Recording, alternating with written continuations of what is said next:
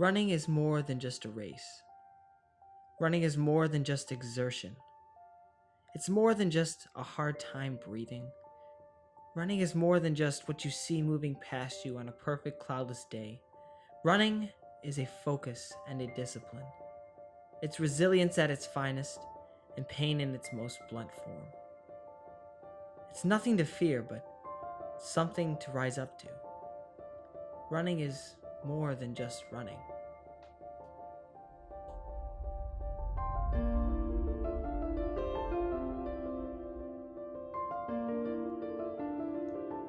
Unaware, I started my journey of running in 6th grade when I was asked to run my first 5K. Easily the most painful feeling ever.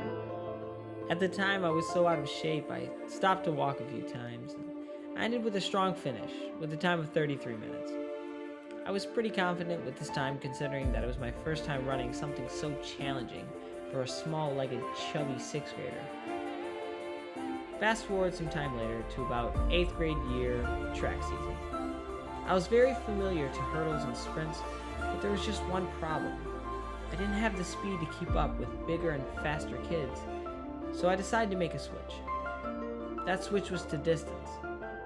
Starting off small, I started running the 4x400 meter relay, where our relay ended up breaking the record. When that season ended, I really thought I had great potential in distance running.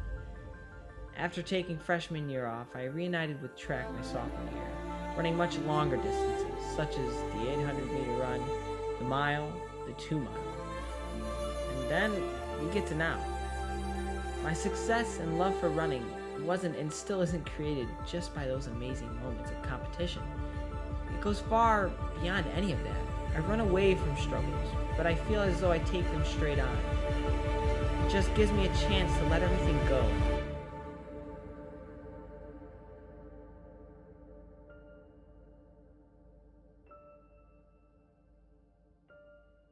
And somewhere in all of that exhaustion, I find happiness and peace.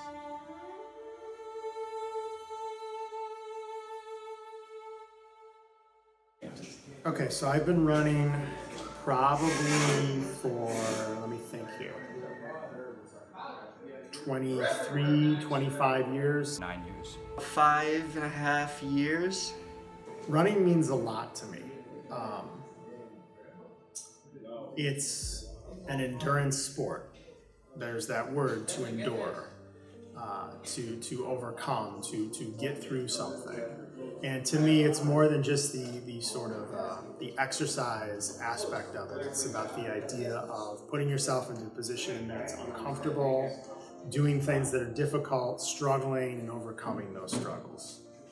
Running takes your mind off of everyday life. It's kind of a distraction, and it helps you relax in a way. I run primarily to stay active and to stay fit, but also to relieve stress, and it serves to be able to forget about the things that you have to go through every single day of life, and you're able to forget about all the hardships you have to go through. You're able to just relax while you're doing it. I think it's a big part of who I am as a person. I think that human beings by nature avoid things that are difficult. We like homeostasis.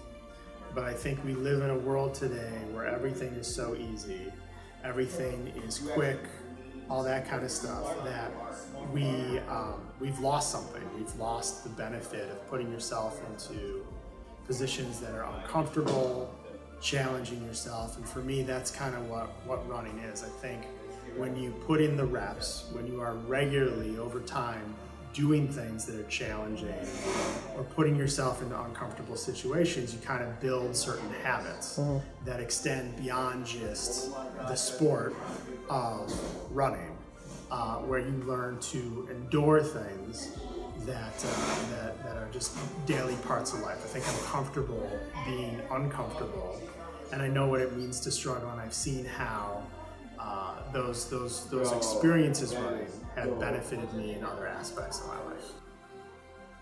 Running hasn't just helped me become a better athlete. Life is brutal at times, and sometimes there just isn't any words or actions that can solve a situation or change the mind of someone. So the only thing to do is get away. Everyone is different, and some people may run slow, but as for me, it's a buildup of runs for a pretty long period of time. Every run just becomes a little faster as the situation becomes worse. The weirdest part is that it's so unintentional. I notice this happens every time something drastic in my life happens. As the situation gets worse, I tend to put more anger, sadness, or whatever I may be feeling into that run. Every time I find out that I'm stronger than I was before, and that I can endure so much more than I thought I ever could. I guess, in a cheesy way, you could say that running is definitely my escape. So probably my most, challenging experience was the first marathon I ran.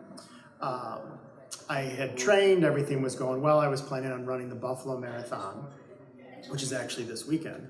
And my first child, my son, was early, and he was born a couple of days before the marathon. So I couldn't run it. It was just, I wasn't gonna run it on like an hour of sleep over the course of 2 or 3 days.